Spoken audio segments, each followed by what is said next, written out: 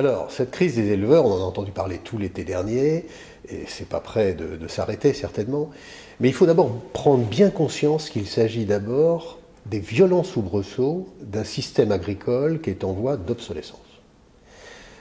Les éleveurs, on le sait bien, sont broyés par un système sur lequel ils n'ont plus aucun pouvoir. Ils travaillent sans compter pendant des heures. Les 35 heures sont très loin de leurs préoccupations. Pour ceux qui parviennent à se rémunérer, c'est tout juste au SMIC quand ils y parviennent. Ils sont incités en permanence à investir en technologie, dans des produits chimiques, dans du matériel pour s'agrandir. Et en fait, à chaque crise qui survient, ils risquent de tout perdre.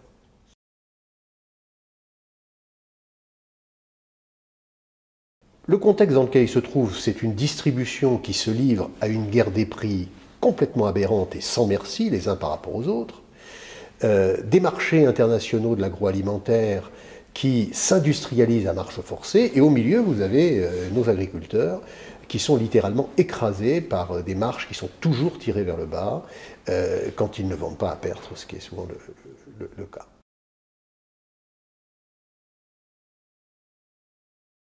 Alors, les solutions qui sont apportées aujourd'hui par les politiques ne sont pas des solutions. En fait, ce sont des solutions qui conduisent avant tout à faire perdurer le système, soit par manque de courage, soit par pression des lobbies.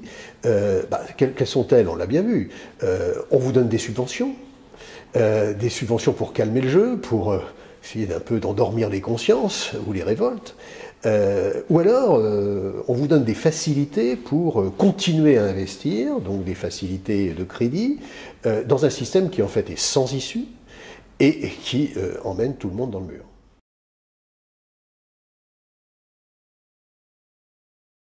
Je crois que d'abord, il faut aussi, il y a un travail à plusieurs niveaux. Le premier niveau, c'est au niveau, le premier niveau, c'est corrélatif, est au niveau des consommateurs. Faire prendre conscience qu'en fait, les prix bas dont on nous assomme en permanence à travers les publicités coûtent très très cher, reviennent très cher aux consommateurs.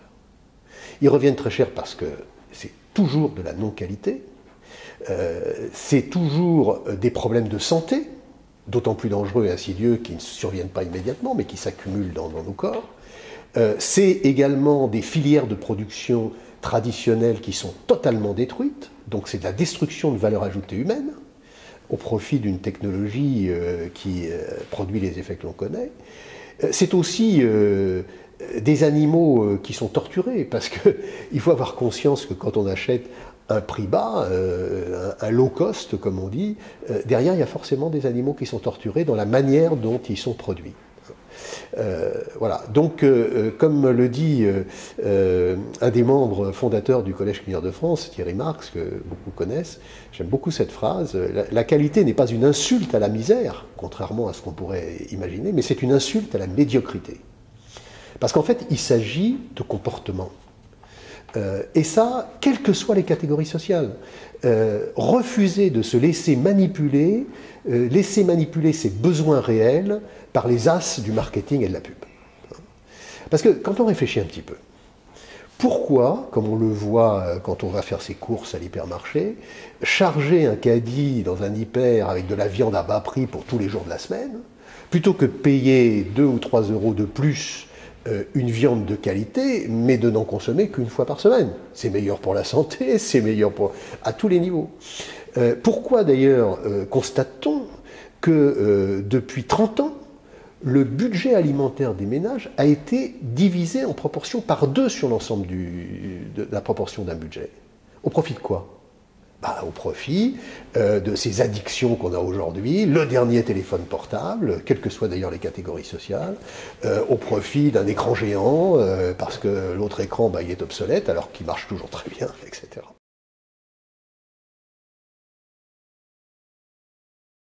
Je crois que la seule alternative, c'est le changement de système.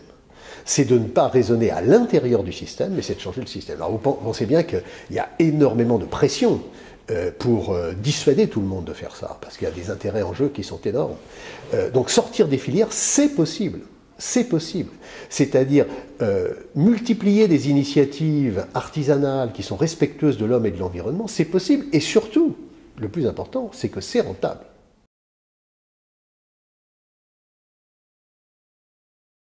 vous avez, par exemple, dans la région, je crois, près de Saint-Nazaire, de mémoire, un éleveur, Pierre Brosseau, qui a un élevage de 70 truies, qui fabrique lui-même ses aliments pour bétail en achetant de la matière première, qui vend sa production, environ 20% de sa production à des boucheries traditionnelles, et le reste aussi par les différents circuits, et qui vit très bien, beaucoup mieux que ceux qui ont 3000, 4000, 5000 bêtes industrielles et qui ont à peine le SMIC. Mais c'est une question de volonté. Alors, ça ne se fait pas du jour au lendemain. Il faut évidemment une phase de transition. Ça demande un certain nombre d'efforts. Un autre exemple, ce producteur de porcs fermiers en Auvergne, qui lui produit 1000 porcs, mais qui sont élevés en plein air, avec une alimentation à 80% de céréales, plus du tourteau, de soja, du colza, et qui subit beaucoup moins les variations du marché. Et évidemment, il ne vend pas son porc à 1,40 comme tout le monde essaie de le faire aujourd'hui. Il le vend à 2,10, mais il vit très bien. Donc voilà. Voilà en conclusion les éléments, c'est qu'il est fondamental de se mettre en position de changer le système. Les deux continueront ensemble. Il y a une transition, mais de plus en plus, et les consommateurs et un certain nombre d'initiatives iront en ce sens.